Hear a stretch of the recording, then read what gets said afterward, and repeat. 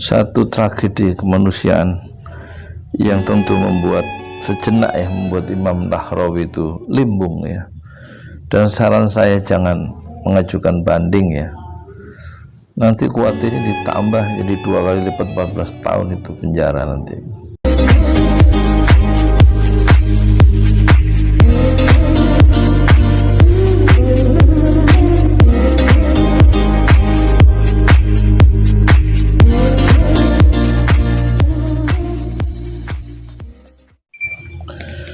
Assalamualaikum warahmatullahi wabarakatuh. Saya Yudi Pramuko, tukang donat dari Padung, YouTuber tertua di semesta.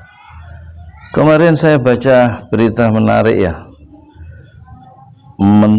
Bekas Menteri Olahraga Imam Nahrawi itu dijatuhi vonis hukuman oleh hakim selama 7 tahun karena terbukti menerima suap ya sebanyak 11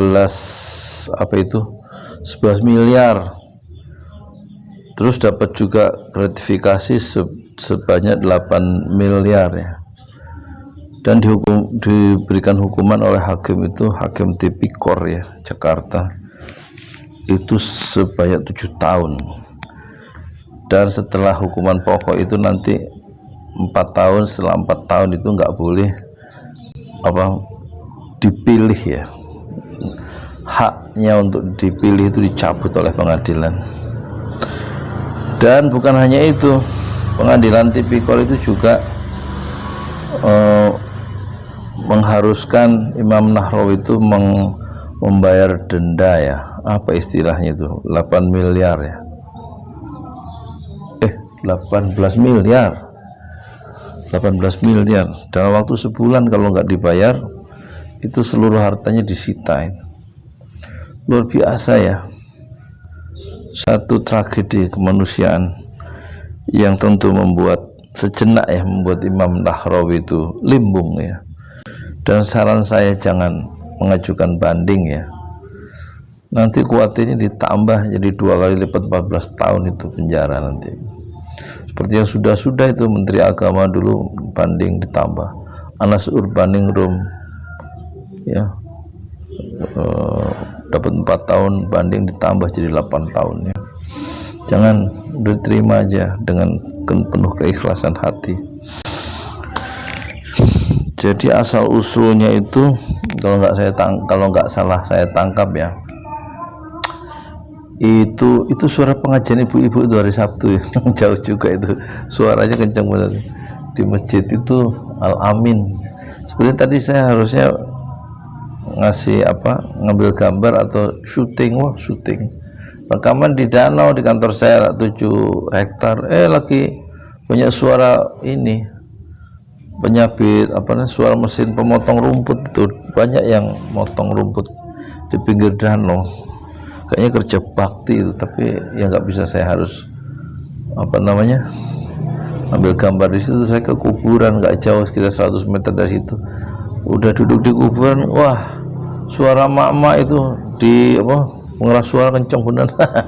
Akhirnya saya kembali ke ini nih, gedung wakaf dari Pak Wahyu ya, untuk masyarakat ya, bukan untuk pesantren Jolali ya. Akhirnya disinilah ya. Nah, sampai mana itu? Oh ya, asal-muasalinya itu karena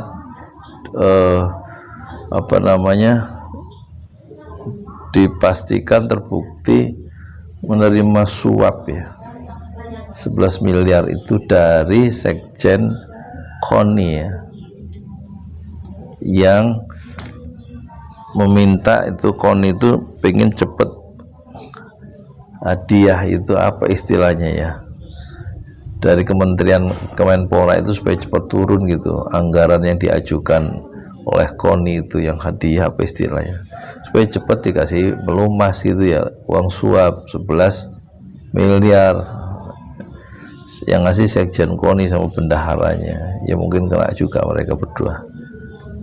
Terus dapat gratifikasi ya, dari berbagai pihak itu sebanyak 8 miliar. Jadi total uang yang diterima atau uang yang diduga dibuktikan oleh hakim diterima oleh siapa itu Imam Nahrawi itu 19 miliar kan ya, sebegitulah untuk Pak Imam Nahrawi yang masih muda dan gagah itu tentu dalam pleidoinya sebelumnya menolak ya, dan ingin memposisikan diri sebagai justice collaborator ya, artinya yang bekerja sama dengan KPK untuk menjelaskan masalah lebih jernih dan membuka kasus-kasus yang lain supaya hukumannya itu diterima ya, diberi peringan maksudnya. Tapi rupanya dia nggak keinginannya untuk menjadi justice collaborator itu nggak diterima ya, dan dihukum sebanyak 7 tahun. Dan saya usul sih diterima saja, itulah kehidupannya. Sebagaimana Habib Bahar juga menerima ya hukuman 2 tahun ditaruh di Nusa Kambangan, itu nggak kira-kira. Jadi saya ngusulkan sih Pak Imam Nahrawi, kan kalau udah begini yang susah siapa? Ibunya itu terutama yang melahirkan, keluarga besarnya, bapaknya, yang malu kan keluarga besarnya, anak istrinya, dan menjadi riwayat hidup yang tercoreng oleh perbuatan yang tidak hati-hati ya, begitulah kehidupannya. Belum tentu saya juga selamat ya dari cobaan-cobaan yang kadang-kadang tidak kita duga datangnya ya. Ya, dunia itu memang manis ya, hijau, manis dan menggoda ya dunia. Nah, saya usul sebagai koruptor, orang yang bersalah karena persoalan uang, begitulah ya, ditaruh di Nusa Kambangan aja. Jangan kesannya nanti Nusa Kambangan itu khusus untuk ulama ya, seperti Habib Bahar. Jangan orang-orang yang bermasalah dengan uang itu ditaruh di Sukamiskin, penjara yang mirip Alcatraz yang memang dirancang oleh Belanda dulu. Itu mengikuti Alcatraz yang di Amerika itu, tapi konon lebih manusiawi di Bandung itu, di tengah kota lagi. Tapi kalau di Nusa Kambangan sih itu harus melintasi selat ya, di sebuah pulau kan Nusa Kambangan itu. Jadi kesannya lebih mengerikan ya. Jadi saya lebih punya usul orang-orang yang di Sukamiskin itu dan orang-orang yang yang diputus secara inkrah dengan kekuatan hukum tetap oleh hakim itu harusnya dipindahkan ke semuanya ke Nusa Kambangan ya, dan Habib Bahar dipindahkan ke Sukamiskin ya. Boleh itu usul. Masa hanya ceramah, hanya melanggar program asimilasi langsung dilempar ke Nusa Kambangan ya. Kan nggak kira-kira itu pertimbangan keadilannya itu bagaimana ya. Ini yang jelas-jelas menyalahgunakan jabatannya Imam Nahrawi harus dihukum dengan cukup setimpal, yaitu langsung, nggak usah langsung dibawa langsung ke Nusa Kambangan ya. Dan yang di Sukamiskin itu langsung dipindahkan ya ke Nusa Kambangan. Jadi ada rasa keadilan gitu loh. Khusus ustadz atau ulama itu di Sukamiskin nih. Oh iya, soal duitnya itu kan 11 miliar ya, tambah 18 miliar.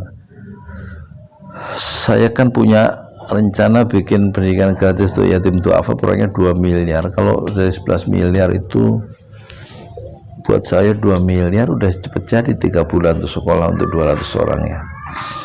2 miliar. Kalau harus jual kaos kayak gini nih Sudirman nih kan 200.000 nih, 75.000 untuk bangun komplek pendidikan gratis tadi, Ojo Lali Islamic Center. Itu hitungan saya harus menjual 26.000 kaos ini ya.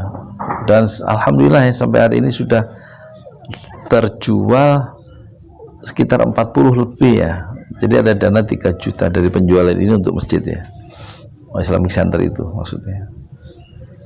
Kalau 2 miliar masih sisa 9 miliar ya.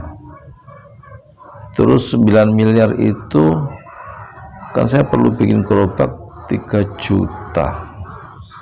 Ya katakan 9 miliar itu kira-kira kalau gerobaknya antara 2,5 sampai 3 juta dapat 4.000 gerobak tuh. 4.000 gerobak bisa untuk membuka lapangan pekerjaan banyak anak muda tuh, dorong gerobak aja. Sekolah juga nggak bener. Sekolah nggak bener, suruh belajar nggak mau, dorong gerobak aja kayak saya. Itu 4.000 gerobak. Di Bogor itu ada 40 kecamatan atau 42 ya, Kabupaten Bogor itu.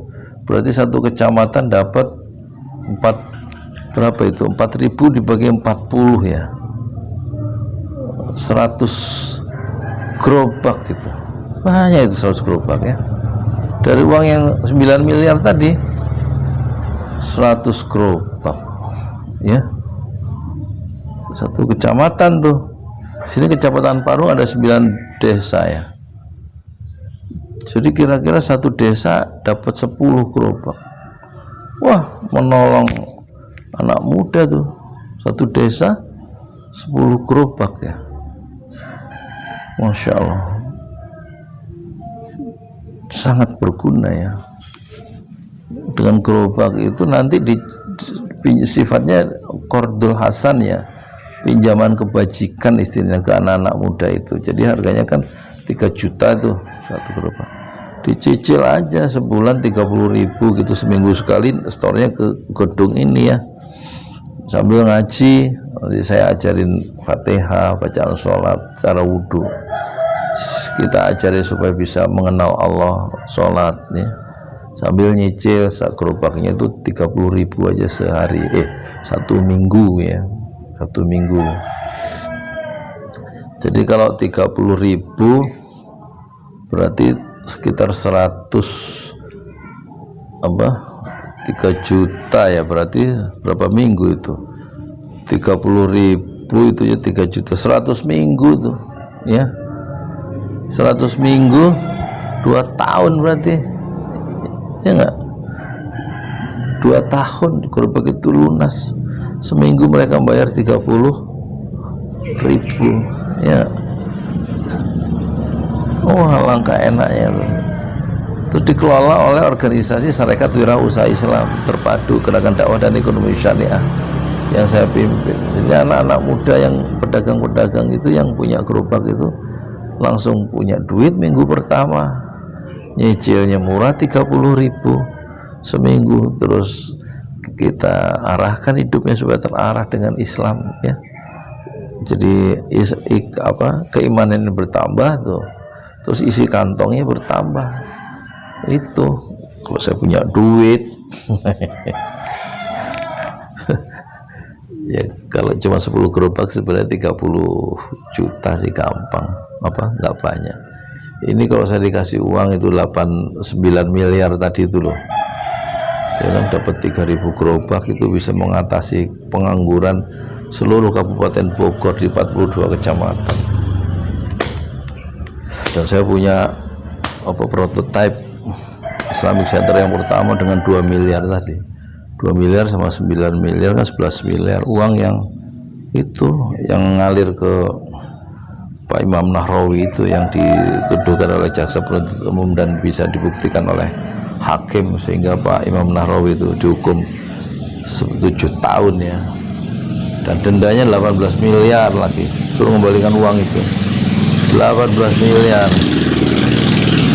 Itu nyari apa sih hidup itu? Harusnya kan kita manfaat untuk banyak orang ya. Kalau saya punya gerobak banyak tuh, saya didik anak-anak muda itu untuk wirausaha. Ya modal kerjanya gerobak itu. Kalau nggak mau gerobak, kita beliin itu Samsung ya, yang 3 juta, yang RAM-nya itu 8 atau untuk jadi YouTuber. Kita dorong itu jadi YouTuber. Itu juga satu kemungkinan untuk dapat penghasilan ya. Yang nggak mau gerobak kita kasih HP ya, jadi YouTuber ya, lumayan kan kalau sebulan dapat 5 juta kayak saya. Kalau viewernya banyak, ya udah ngimpi. Jadilah orang jujur ya, jangan jadi orang pembohong ya. Ngomong apa nggak jelas. Emang hari Sabtu ini Sabtu tanggal 11 ya, jatahnya tuh nggak ngomong politik sebenarnya, jatahnya pengen santai, pengen libur 2 hari. Nah, pegawai swasta atau PNS saja ada liburnya Sabtu Minggu, masa saya YouTuber nggak boleh libur? Ya udah gitu aja ya, alangkah enaknya punya uang 11 miliar ya, bisa membantu orang banyak ya, memberi apa, ngasih alat kerja gitu, gerobak atau HP ya, supaya gerobak dan HP itu sama-sama dijadikan profit center ya, sumber keuntungan ya, untuk si operatornya, anak muda itu. Terus di tiap minggu dikumpulin, ngaji bareng, sharing bareng ya, tapi punya duit tuh ya kan, habis ngaji terus besoknya kerja atau bikin konten, punya uang. Berarti insya Allah akar-akar kemiskinan itu bisa selesai kalau dengan wirausaha, dan di basisnya adalah nilai-nilai Islam, keimanan. Untuk apa, nilai-nilai Islam itulah yang membimbing mereka itu wirausaha. Ya udah, jangan lupa ini beli kaos ini. 200.000, rinciannya ada di ini ya, di mana itu, di bawah ya. Setiap pembelian 200.000 ini termasuk, niatkanlah untuk beli, untuk bikin apa namanya, masjid ya. Karena dari 75.000 setelah 200.000 itu udah termasuk 75.000 untuk bikin masjid, 50.000 untuk ongkos kirim, dan 75.000 untuk ongkos produksi ini sama fee marketing dan macam-macam ongkos apa namanya, kardusnya dan lain-lainnya, ujrah orang yang bekerja, upah orang yang bekerja itu kan nggak semua bisa saya kerjakan sendiri. Ya udah, terima kasih, jazakumullah khairan katsiran ya. Tidak ada zero risk dalam hidupnya, nggak ada risiko nol dalam hidupnya. Yang penting torehkanlah ya, pahatkanlah karya besar dalam hidup yang sekali ini, yang setelah hidup di atas dunia kita kembali ke akhirat dan tidak kembali lagi ke dunia. Oleh karena itu jangan tanggung-tanggung ya, kalau punya keinginan yang baik itu ragu-ragu jangan ya, tanggung-tanggung jangan, maju terus ya. Kita boleh kehilangan segalanya kecuali keimanan dan harapan. Saya di Pramuka, tukang doa dari Parisuar, tertua di semesta, fasbir sabran jamilah, bersabarlah dengan kesabaran yang indah. Assalamualaikum warahmatullahi wabarakatuh.